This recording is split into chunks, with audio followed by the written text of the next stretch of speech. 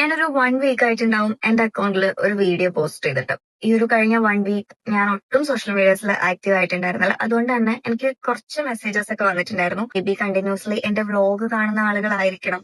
ഇപ്പൊ വ്ളോഗ് എടുക്കാറില്ലേ, എന്ത് പറ്റി ഇപ്പൊ വീഡിയോസ് ചെയ്യാത്തേ, ഇങ്ങനെ കുറച്ച് മെസ്സേജസ് എനിക്ക് വന്നിട്ടുണ്ടായിരുന്നു. കഴിഞ്ഞ ദിവസമാണ് ഞാനത് കാണുന്നത്. എന്റെ ഏറ്റവും അടുത്ത സുഹൃത്തുക്കൾ എന്നെ കോൺടാക്ട് ചെയ്തിട്ടുണ്ടായിരുന്നു എന്ത് പറ്റിയെന്ന് ചോദിച്ചിട്ട്.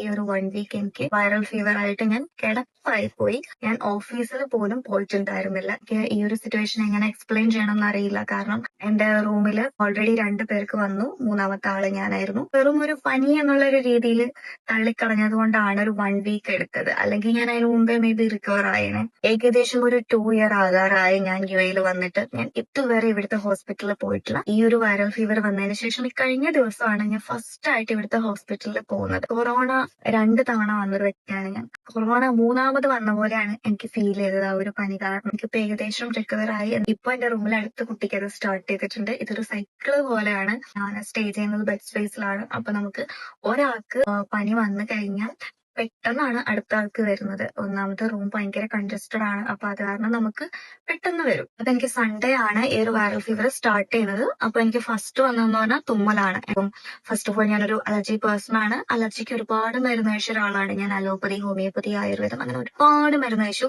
10ാം ക്ലാസ് സ്റ്റാർട്ട് ചെയ്യുമ്പോഴാണ് എനിക്ക് അലർജി സ്റ്റാർട്ട് ചെയ്യുന്നത്. നമ്മൾ തുമ്മി മൂക്കടഞ്ഞു. പിന്നെ മൺഡേ എനിക്ക് ബോഡി പെയിൻ സ്റ്റാർട്ട് ചെയ്തു, ഹെഡ് ഏക്ക് സ്റ്റാർട്ട് ചെയ്തു, പിന്നെ വോമിറ്റിംഗ്. മൺഡേ ആണ് എനിക്ക് വോമിറ്റിംഗ് സ്റ്റാർട്ട് ചെയ്യുന്നത്. വോമിറ്റിംഗിന്റെ എക്സ്ട്രീം ലെവലിൽ ഞാൻ പോയി. ഒരു തവണയൊക്കെ വോമിറ്റ് ചെയ്യുമ്പോൾ തന്നെ നമ്മൾ ഭയങ്കര ടയേർഡ് ആവും അല്ലെ. ഒരു 5-6 തവണ വോമിറ്റ് ചെയ്യുമ്പോൾ ഒരു അവസ്ഥ ഒന്ന് ആലോചിച്ച് നോക്കുക. ഒന്നും കഴിക്കണ്ട, കഴിച്ചാലും കഴിച്ചില്ലെങ്കിലും വോമിറ്റിംഗ്. അങ്ങനത്തെ ഒരു സിറ്റുവേഷൻ ആയിരുന്നു എനിക്ക്. ചൊവ്വാഴ്ച മോർണിംഗ് ആയപ്പോ എനിക്ക് ഏകദേശം ഒന്ന് ഓക്കെ ആയി. ഞാൻ ഓഫീസിൽ പോയി.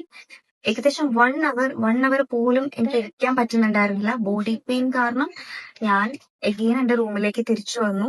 നൈറ്റും ഭയങ്കര വോമിറ്റിംഗ് ആയിരുന്നു. റൂമിലെ 2 പേര് താഴെ മെഡിക്കൽ സ്റ്റോറിൽ ചെന്നിട്ട് വോമിറ്റിങ്ങിന്റെ മാത്രം ടാബ്ലറ്റ് എനിക്ക് വാങ്ങിച്ചുകൊണ്ട് തന്നു. അത് ഞാൻ കഴിച്ചു. അപ്പോഴാണ് എനിക്ക് ഓക്കെ ആയത്. ബുധനാഴ്ച ഞാൻ കിടന്നു. എനിക്ക് എണീക്കാൻ പറ്റാത്ത അവസ്ഥയായി. കഞ്ഞി തന്നെയാണ് ഈ ഒരു 1 വീക്ക് ഞാൻ കുടിച്ചുകൊണ്ടിരുന്നത്. ബുധനാഴ്ച ഈവനിങ് ആണ് ഞാൻ ഹോസ്പിറ്റലിൽ പോകുന്നത്. ആന്റിബയോട്ടിക്സ് എടുത്തു. ഇപ്പൊ ഞാൻ ഓക്കെ ആണ്.